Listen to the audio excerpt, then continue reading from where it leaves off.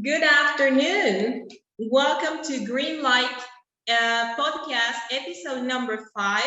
Today I have a very special guest. I'm very honored to have here a presidential candidate for 2024, Daryl Constantine. Daryl Constantine has come to the show today to talk about his proposals to make a better country of what we know now of the United States of America. Daryl is a multi-talented person. He not only is running for presidency, he's also a person of high moral values. He's also a soccer aficionado, and plus he is also a writer. So thank you so much for joining us today here in my show. This is the first time I have someone, a politician. This is very interesting for me since Greenlight podcast has been more about creative workers. But I know that we are going to learn a lot from this gentleman here. So welcome, Daryl. How are you today? I'm doing great, and thank you very much for having me. Yeah, absolutely love football, as you know. I know you're down there in Mexico getting ready for the World Cup. You've got Argentina, so you've got Messi in the group stage. I think if memory serves, Poland as well, so you've got Lewandowski to deal with. It'll be an interesting group, but you know, I certainly root for Mexico, but I think like a lot of people, we all want to see Messi win a World Cup, so it'd be nice to see both come out of there. But my favorite player is actually Di Maria, if you guys know him. So I like when Argentina plays Di Maria, Dybala, and Messi. So anyways, yeah, that's something we'll all look forward to now in the winter this year. But very nice to be on your program. And you said this is your 5th episode.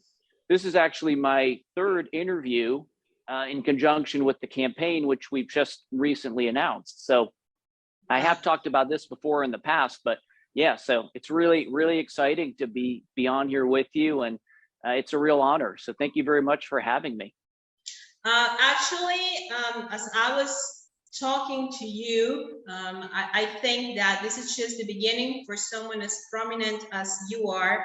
And later on, we're going to see you on the big chains, the channels, important channels, and I hope that you remember all of us. It's very interesting to talk to someone who's a runner-up for the presidency. Now that we're reading the news, all the problems that your country is having, and right after Trump's, getting practically evicted. So the first question. It's a good way to put it. Yeah, yelling and screaming as they dragged him out by his little tail. But yeah. That's right. Well, as a Mexican, I'm very interested to have you here because at some point you've mentioned that you would like to have a debate with Trump.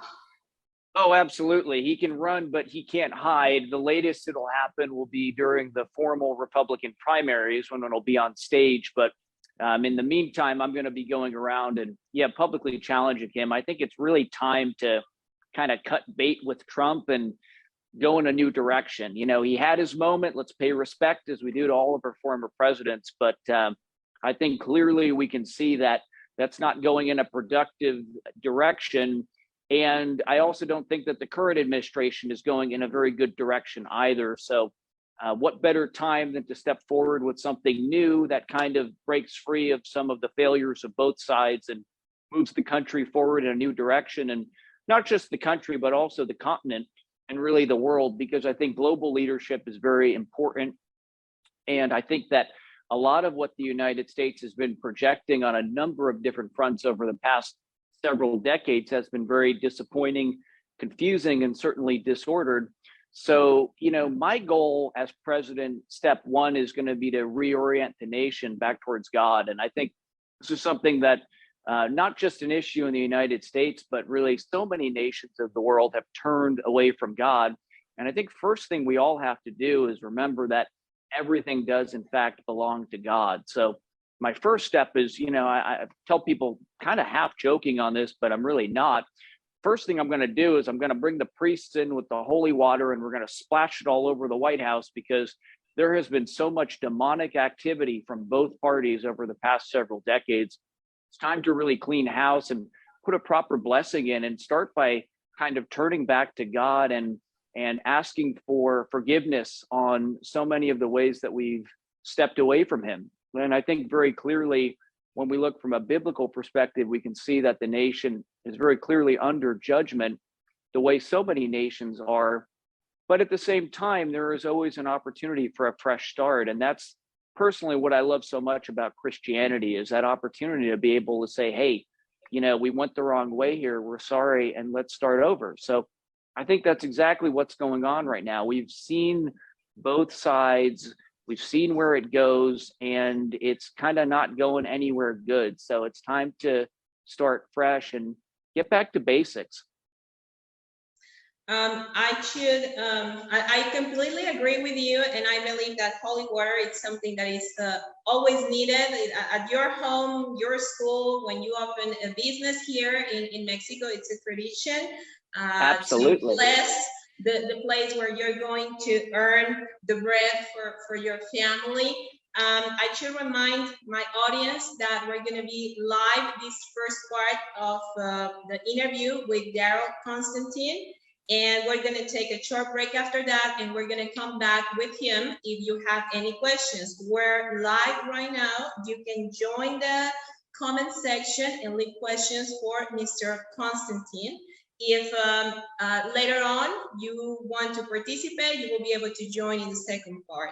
So the first question I have for you right now is, what made you decide to become a president? How was this epiphany that you had one day that said, okay, I want to do something better, something for my society. I want to do something much better than what I'm doing right now. I want to be a president. Where does that desire come from? Well, it came from really actually kind of at an early age, going back even to high school, looking and seeing, as I said earlier, just a total lack of leadership from both sides.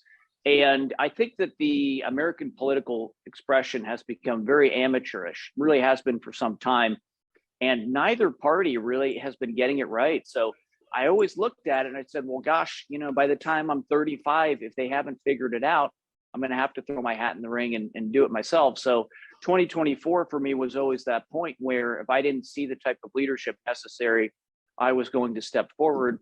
I just turned 36 years young a couple weeks ago, so I am officially old enough since last year to run for president.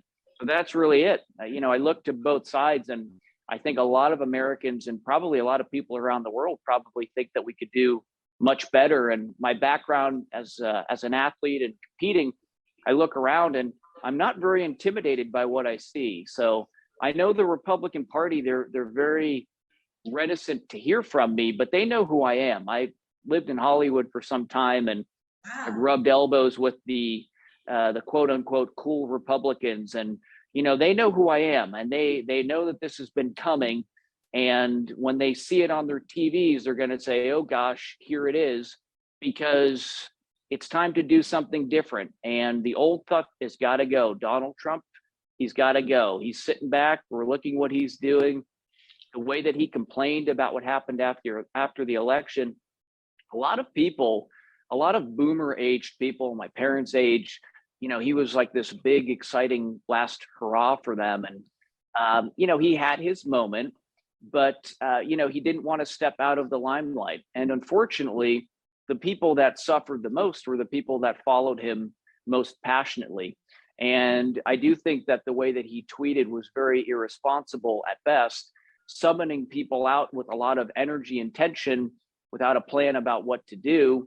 Meanwhile, he was sitting there as the United States. And what I say to him about whether or not the election was stolen, if in fact the election was stolen, it would sort of mean that he was incompetent because he was the president of the United States. So to me, there's not really much of a good rationale to continue down that road. And I think there's a clear choice. The Republican Party is either going to go down with him and continue down into this fantasy, or, we're going to cut bait and go in a new direction. So largely, I'm sort of here to save the Republican Party from itself and the United States really from itself, because the current administration, the Biden administration, certainly is a complete disaster, and the economy is not doing very well, and really nothing is doing very well. And maybe Trump, from an economic perspective, he was a little bit better. There were some good things that were achieved in his administration, but Republicans are always focused on the economy and low taxes and kind of staying in that narrow lens. But really, the root cause, the real problem, was much deeper than that. The problem with the country is spiritual in nature.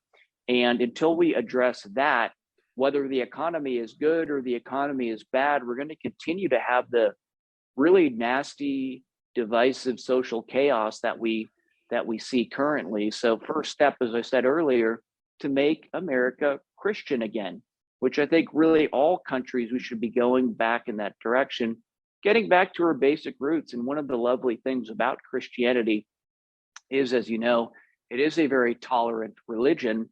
And so everybody continues to be welcome here, but I think everybody has always known that this is a Christian nation. And, things like Bible study, which we removed, we need to put that stuff back, because I think we've seen that the replacement for that really hasn't gotten the job done. So you think in general there is a lacking of God in all countries nowadays, in modern times? Absolutely. And to me, really the biggest indication of that, and it's really the one issue that I'm not going to pull punches on, the sexualization of children that happens at such an early age. It is fundamentally unacceptable. We have stores here, Target and Walmart. You go in there and you just need to take a look at the books that they're selling to children. Children 2 and 3 years old, we're selling them books promoting homosexuality to children. And that, to me, is just fundamentally unacceptable. And we have to redraw that line around our children. And I'm certainly not Mr. Corporate America, because really the biggest pushers of these things are the big corporations. So that's something very important. Beyond, we talk about it being pushed in the academic sphere. Of course, that's got to stop. Any academic teaching someone under the age of 18 that there's multiple genders, that person is very clearly committing sexual abuse of minors, and they will be prosecuted accordingly when I'm president. Republicanism likes to complain about the corporate stuff, but they don't really want to do anything about it. And I do want to do something about that. And we're going to create some new laws. And if those don't get the job done, I'll have to do some executive orders myself, because if you want to sell products in the United States, you're going to have to choose between keeping that agenda to yourselves or selling your products elsewhere. So what about clothing? Because right now we get to see kids, as you said, very sexualized at a very young age. I remember when I was a kid, and a little girl was 12 years old, and right now 12-year-old girls, are dressed like grown women and have access to digital devices and social media. And what do you think about that? The way that clothing has been changed, kids not being kids anymore. It speaks to the whole thing. And, this is the whole corporate apparatus. This is the Hollywood apparatus. And this was really my big takeaway from my time in Hollywood, was really having my eye opened about what is actually the agenda here and what we're grooming our children to. And all of that stuff, everything. You cannot sell, whether it's movies, television, clothes. We have to insulate our children. If I do nothing else as president, I'll do that. One of the things I'm very concerned with, as you've probably seen in the news, we have a lot of gun violence here in the United States, which is a relatively new phenomenon. And, the conversation becomes about gun freedom, this or that. And, I want to move past that. Let's do something together. Let's actually address both problems, because you do have the issue of the weapon, and that is a reality. But there's also the issue of the individual. So I think certainly we do need to look at how readily available firearms should be to basic citizens that don't have military experience. But we also need to clean up the culture. So I would be putting forward some bipartisan solutions. One of the things I'm known for, I'm going to be instituting a federal ban on pornography. So that's something that I would want to package in on that. Want to get boys and girls learning together, healthy learning in a sort of godly society that's putting them forward in the right direction and getting a lot of this crap away, excuse my language. Got a lot of young You're men free that are to growing say up. whatever you want in my show. Well, thank you. And I appreciate that. I do try to keep the language as suitable as I can, but you know, this is a very upsetting topic, and it's something that certainly as men, I think that we need to do a much better job, because it isn't really something that you know, women need to be leading us on. It's actually the role of the men in society to protect the women and children. And really, we need more masculine leadership to step forward and say, hey, this stuff's got to go. And if you want to call me names because of it, you know, that's fine. But one thing I'm doing, I'm deliberately avoiding social media. I'm not going down that road because, you know, you can't really cancel somebody who's presenting a platform. And my job as a politician serving the American people is to introduce the types of things that would be required to turn the nation back towards God and give them an opportunity to vote for those things. And that's what I'm going to continue to do. At the same time, where we take a little bit from the Democrats is we do want to invest in social infrastructure. We do actually need at this point a very robust federal government, because we do have so much income disparity and so many economic problems. It's very tough for working people.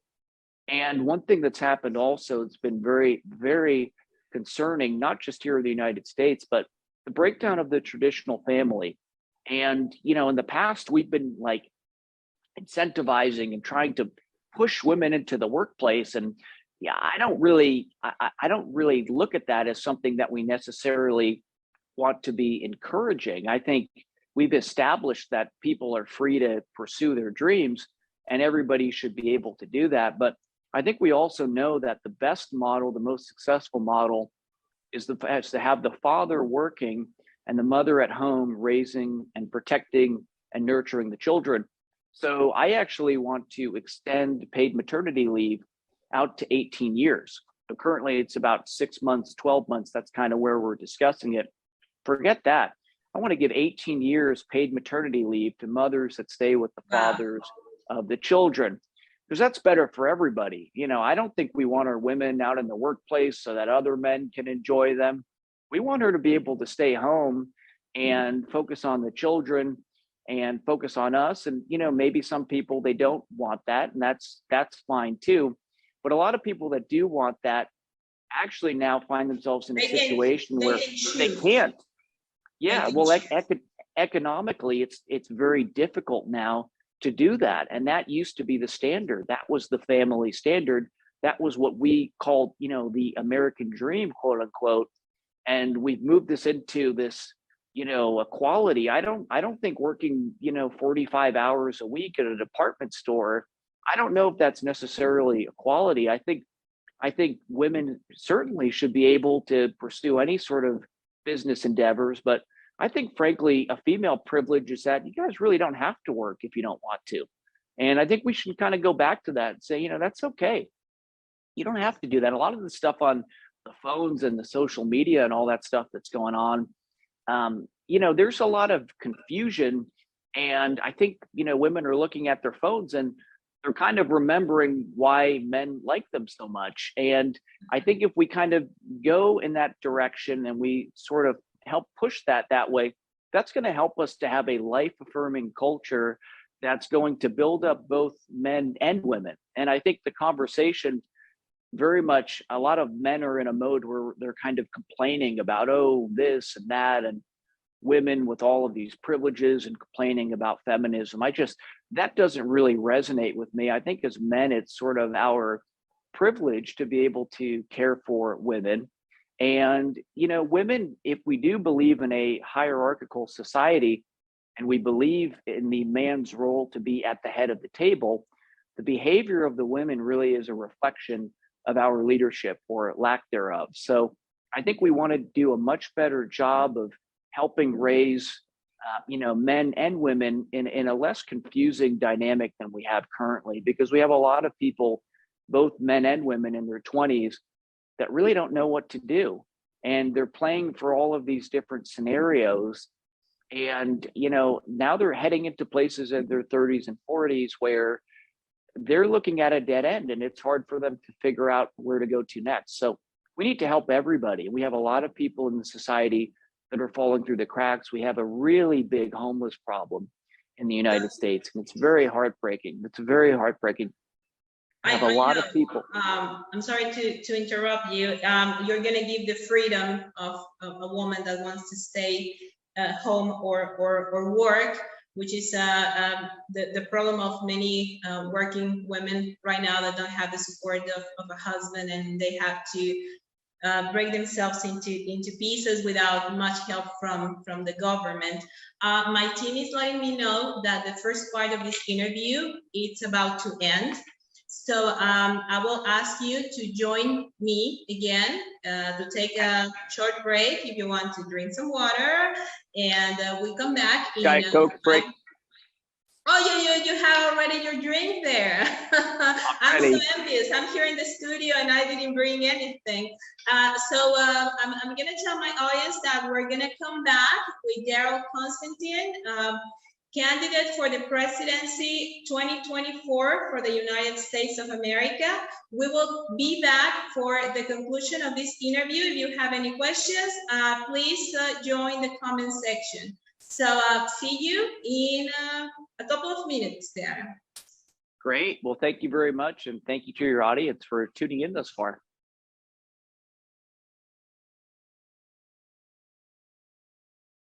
We are back, episode number 5 of Greenlight podcast. Today, I have a very special guest.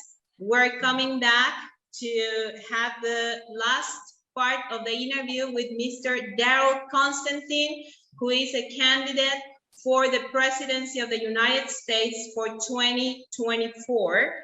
We took a short break. We're going to see if there are some questions. I must remind you that you can join us live for the next 25-30 minutes that Mr. Constantine is going to be here despite his very busy schedule. I'm very happy to have you here. Welcome back. Oh, yeah, I'm really busy. I've got a lunch buffet I've got to go to in about an hour. So, yes. But thank you for squeezing me in. Yeah, just in time. You guys have Brazilian steakhouses down there? That's my favorite. I go to Brazilian steakhouse for lunch. You ever have that?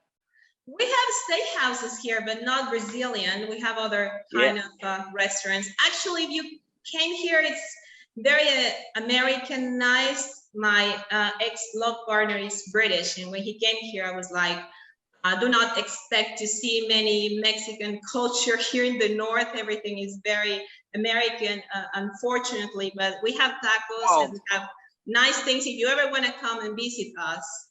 Yeah. Well, California is becoming Mexicanized, so I guess it's kind of it's a two-way street. A lot of it, I think, is very positive. I go to Walmart now. I see, San Miguel. I see Jesus. I see all these things. I go, wow, we didn't have this stuff. So you guys are bringing a lot of good stuff up. So it's nice to hear, and I hope you're getting some good stuff, and not just strip malls and Chipotle and Target and all that nonsense. But yeah. Good food. So I hope you get the good food and the good sweets over there too. Yeah. Well, we got great food. That's for sure. We got plenty of food. Mm-hmm. I was, before we went to the break, you were going to send you were going to send regard to someone live, any of your friends that may be watching us live? Yeah, I was saying hi to my buddy Goozy. Let's do Junior, Burrito, Manny, Javi, Meza. Those are all my guys on my soccer team, football. We'll say soccer because we're in America. But yeah, I'll say hi to them, and say hi to everybody in Mexico watching. And looking forward to having good relations with your nation. Certainly, That's very hopefully good. much better than it's been. I think we come together around God and getting back in the right direction, pushing that bad stuff out. I know a lot of that stuff has come from the United States, but I promise as president that we're gonna remove all that stuff. And anywhere that's been pushed out into the world, we're gonna take it back. We're gonna go back. I think we got a little bit arrogant. We started thinking that the great export of Western civilization is capitalism and malls and stuff like that. That's not really the case. The good news of our civilization is the gospel of Jesus Christ. That's the good news that we want to pass out to the world. And we got to push. We need each other in terms of economy. That's something that Trump never understood when he rejected this big shipment of avocados. And Japan ended up buying them from us, from Mexico. But he really, he was. I didn't know about that. He was doing stuff like that to, just annoy our president. So there was this big shipment, and the Trump administration said that it was like not hygienic enough, but that was just an excuse for this shipment to go to waste. And you know that avocados are very expensive. So I don't know. They are, yeah. Someone in internal commerce here in Mexico had the brilliant idea to contact someone in Japan, and they were the ones that got them, and we didn't have these financial laws. But Trump was playing this kind of mini games to annoy us, I don't know. He wanted us to become enemies, but we cannot be enemies. We're neighbors. I mean, we need each other. Yeah, so Japan, they took the avocados for their sushi rolls over there.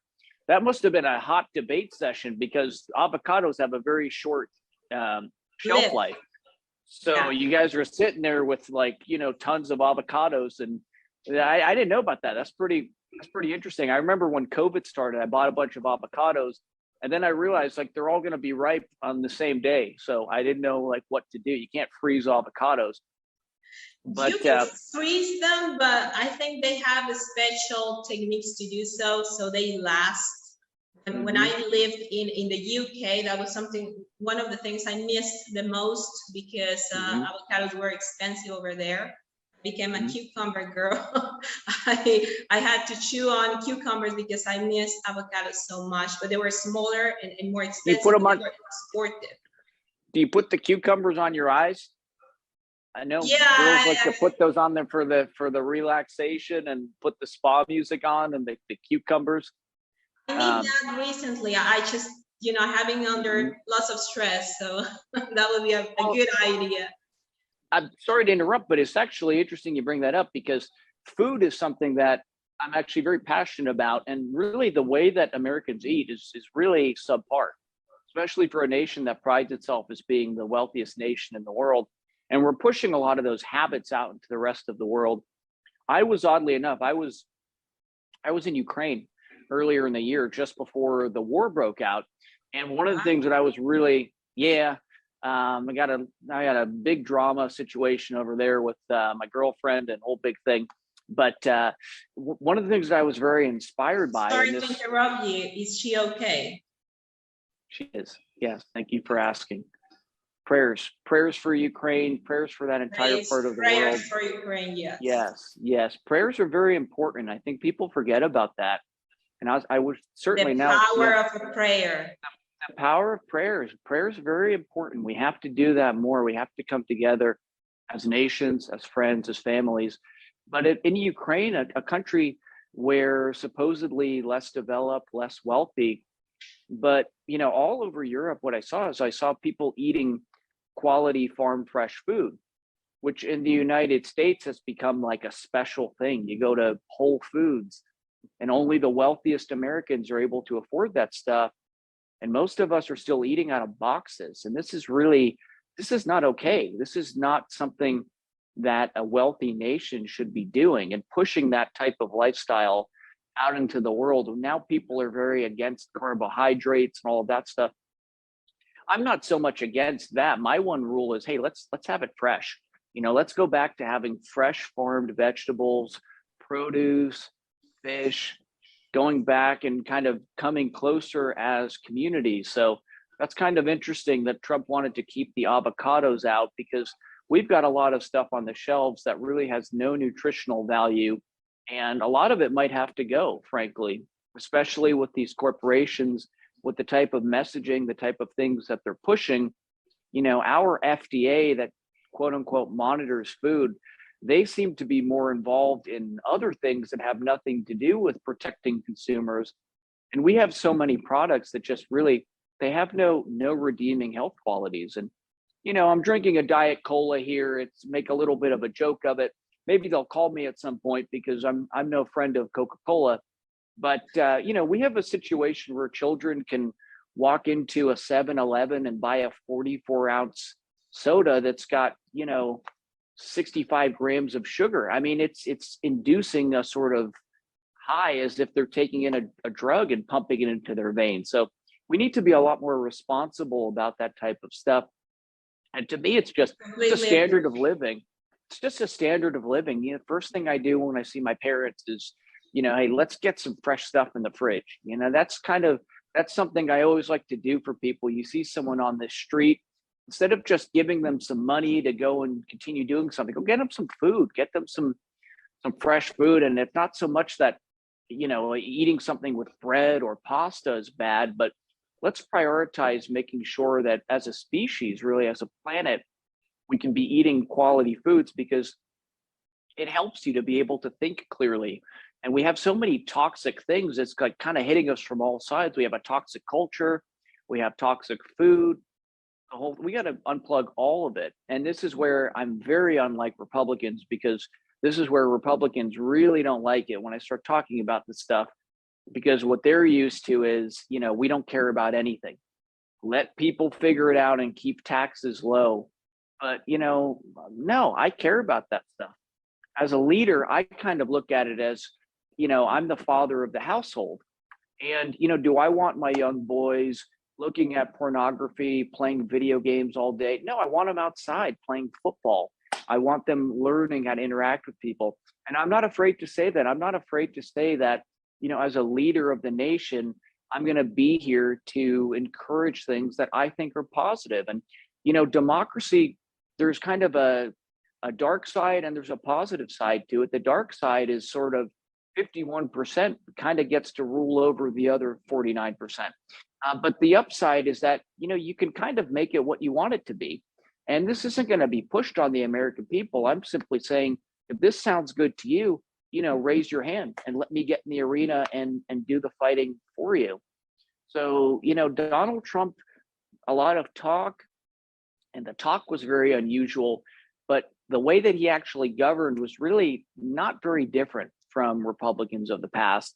And the Democrats, they're very demonic, frankly.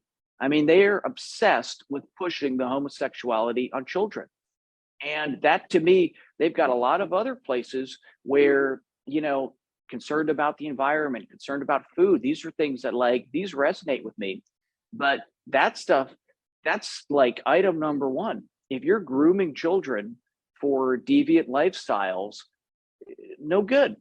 So they've been telling the things that their base has actually been wanting. They want healthcare, they want wages that they can live off of, and they want strengthened families.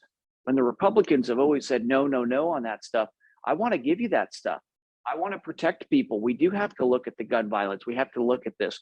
The only thing that I'm really going to ask for from the gun violence is very bad, and it all goes back to the isolation that's occurring in the household with the young men. We've got guys that are growing up really kind of, if I had to sum it up, it's the sort of retraction of male leadership on the big front and on the small front. The father. I'm sorry to interrupt you for a bit, but there is we have a question here before the question rolls down.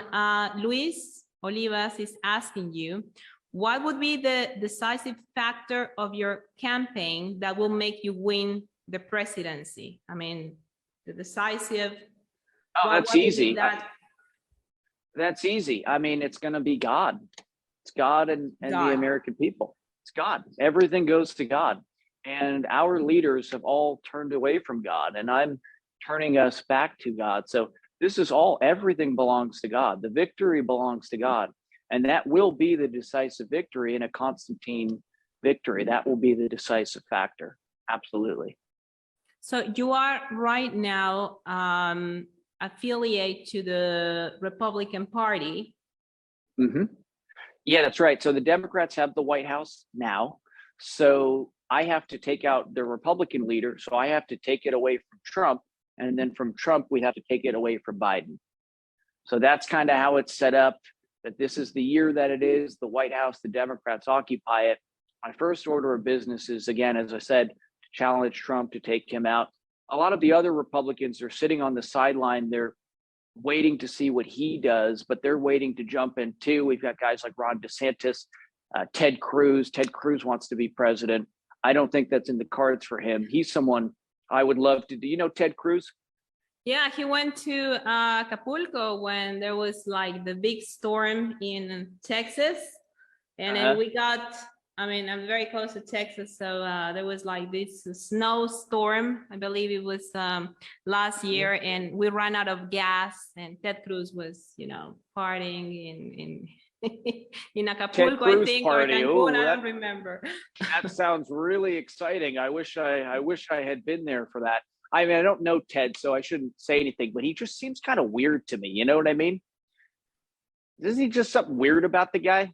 Maybe it's the beard. He's got this new beard now. I don't know, but I'd love to debate him because he's kind of like everything that I'm against. We're kind of like polar opposites from the Republican side. And I know he wants to be president, but he's very afraid of Trump because Trump really beat him up. So he's You're like not waiting. Afraid. You're not afraid of Trump. No, absolutely not. Absolutely not. If you had him, sorry to interrupt you. If you had him, Daryl, right now, if you were in a debate with him and you had him in front of you right now, what would you say to him? Well, I would tell him to step out of the way because I'm coming for the White House and he didn't get the job done. So it's time for something new. It's going to be a very fun fight because I know he likes to get in the mud and he thinks he's a street fighter, but I don't think he really grew up on the streets. And I'm very much looking forward to that discussion. And as I said at the very beginning, he can run, but he can't hide. So now we're going around on social media, going on the different podcasts and issuing that challenge. I'm considering offering to make some donations, some charitable donations to get a debate with him. I don't expect him, realistically, he has a lot of legal problems he's got to tend to. So probably getting on a debate with someone like me doesn't serve him very well. But eventually, you know, Republican primaries, by hook or by crook, will be on there and we'll have the conversation then, certainly. And he lost his Twitter account for misuse of it. It's the first president ever to have been banned from the social media. Well, you know, frankly, I don't really, as a guy, I don't spend a lot of time on Twitter. So to begin with, and he was encouraging people to violence and, you know, all that kind of things. Well, just, you know, he's sitting there and complaining and saying, come to Washington, take back the country. But he didn't really have a plan. And I think the ironic thing is he was the president of the United States. So, you know, he actually had a lot of power to do a lot of things. And he didn't actually really want to do any of those things. He just wanted to rile other people up, get them into trouble. And, you know, that to me is where the character deficiency really shows up. Because one thing about me is I'm a very loyal person.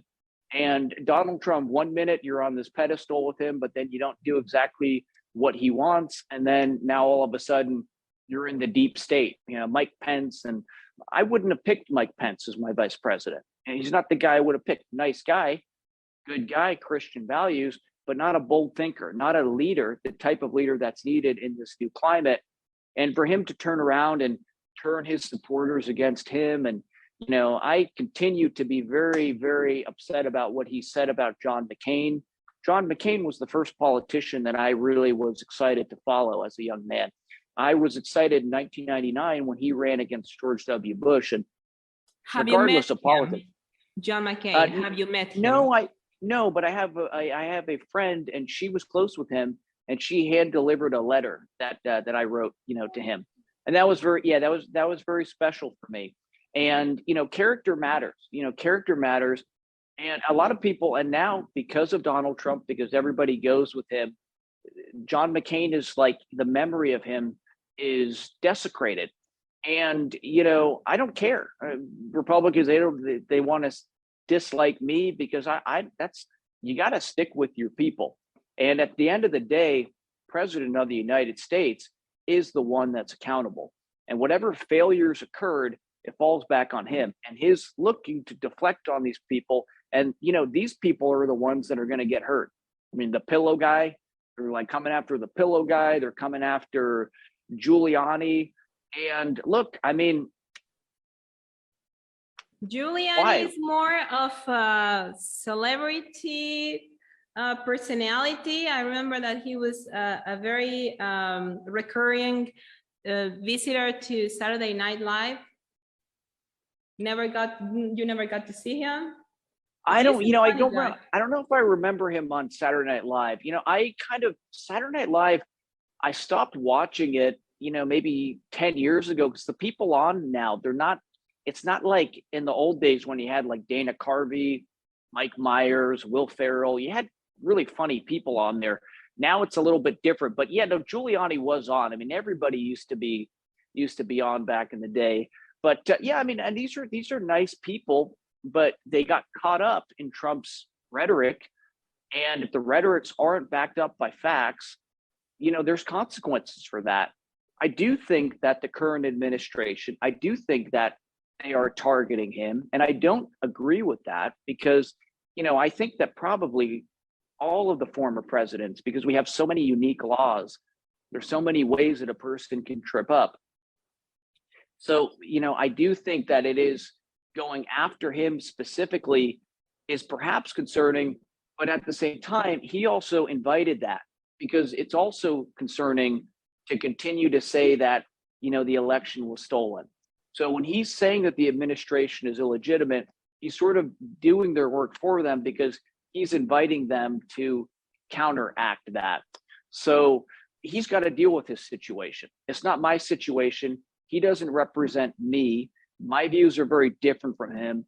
And my message to other Republicans listening is, you know what? You can hold on to that thing and you can keep going and conspiring, or you know what? You can cut bait and you can go in a new direction. And that's, again, as I said, here to take the country, here to take the party and save the Republican Party from itself, because going down that door again, who knows? He could win again. Absolutely could win again because the Biden administration has done such a poor job. But where is that going to leave us? It's going to just continue this cycle. We're going to get another 4 years and really not a bold vision, not really changing many things, just more tension and chaos. Let's leave both sides behind. Let's start something new. Let's go back to sort of actual leadership and actual godly leadership, getting the nation back to God. That's number one item. All nations are facing that problem. And the United States, we remain, maybe it's getting close, but we're still the global leader. And we've been setting a very poor example on the spiritual front. And I think we have a responsibility to show to the rest of the world that, we're going to humble ourselves before God, and we're going to help turn other nations to do that as well. I forgot to mention, I want to give my condolences to the royal family. I don't know how much time we have left. They're my seventh cousin, so I'm a bit related to them. Charles III, we welcome him. I've always liked him. I think he's a nice guy. I hope that he'll be a little bit more bold. I hope that he'll offer more leadership as king, because I think that kind of they've been setting back more and more. And I think that the British people, you look at what's happened to the British Empire, it's very sad. I think that it would be nice to see a more robust form of leadership coming from our new king.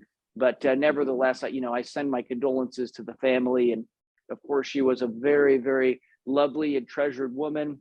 And, we certainly revere her and remember her as a world. We mourn for them. I got to learn a lot about the UK when I lived there. This comes from the UK. my second nations apart from Mexico. I believe I have 3 countries that I love. And well, one thing that I got to know about the Queen was that thanks to her, they didn't join the euro, and that's why the pound is still a very it's still a very strong currency in the world. You know, it's always the pound, and then the euro, and then the dollar. And now the dollar and the euro are, you know, like this. And you know, she was someone that always blocked other people that had other ideas, that, you know, wanted to rip the country apart. I mean, was protective of her own people, and she was also very protective of Margaret Thatcher, who British people have to thank for a lot of things over there. Many people don't like her because she raised taxes, but thanks to that, I mean, I lived over there. It rains constantly, and you never get blackouts or stuff like that. They have all the lines, you know, electrical lines, everything underground, something that the United States and Mexico should learn from. Unfortunately, we're running out of time. This is very interesting. I hope this is not the last time that you come to my show. So I have another comment here from Luisa. She says, you can dry avocados to preserve them. And she's a chemist. She's a chemist. She's one of my friends and readers. Interesting. And yeah, well, perhaps she could tell us a bit more later on, because, you know, she's a chemist. So before we go, Daryl, I want to sum up everything, all the interesting points that you have been making during the show. And I want you to give us like a summarized proposal of you as a candidate for the presidency. Let's imagine that you're already running the campaign, and you want people to vote for you. So let us know what all your proposals are. And finally, you let us know how can we follow you after the show is over. Well, it's really simple. Make America Christian again, turn us back to God, take care of our women, protect our children, just basic stuff that we've turned away from. All of the other stuff, economy, all of that stuff, it's all secondary to me. We'll sit down and we'll figure that out together.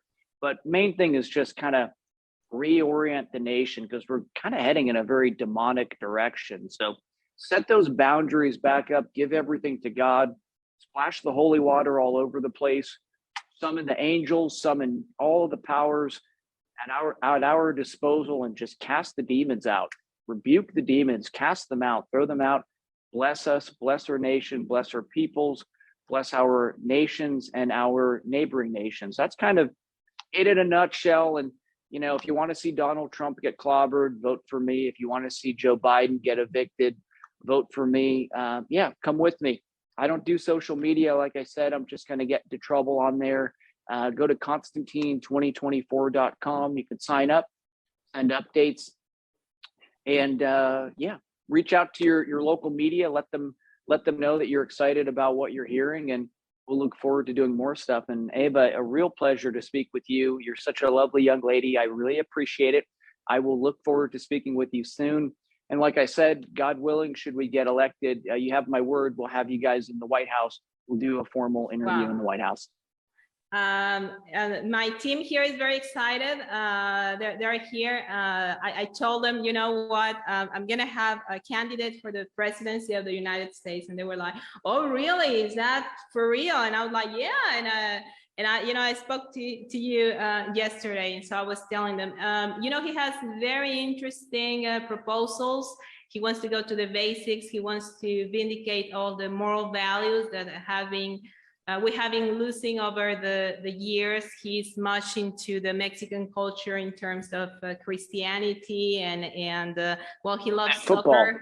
Anybody that likes football is good with me. In America, we throw the football. I do that too, but my main love is football. So people come to the White House. We'll kick a ball around. You are a president that I'm sure that my country will love. So Thank you so much, Daryl, for coming to the show today. This was very educational for me. I learned from you every time I talk to you. I learned about avocados.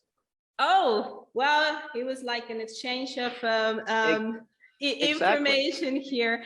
And I hope this is not the last time that you come to the show. So after this session is over, I'm going to leave you all the links that Mr. Constantine was talking about so we can follow his campaign and all his advancement towards the White House. So Daryl, any final words, any advice for young people now that are watching you? Hi, Mom. Hi, Dad. God bless your audience, and God bless you guys, everyone, in Jesus' name. Amen. Thank you. So yeah, we'll talk soon. Have a lovely afternoon. Have a lovely afternoon. Thank you for joining Greenlight Podcast, episode number 5. See you around. Bye-bye. Bye.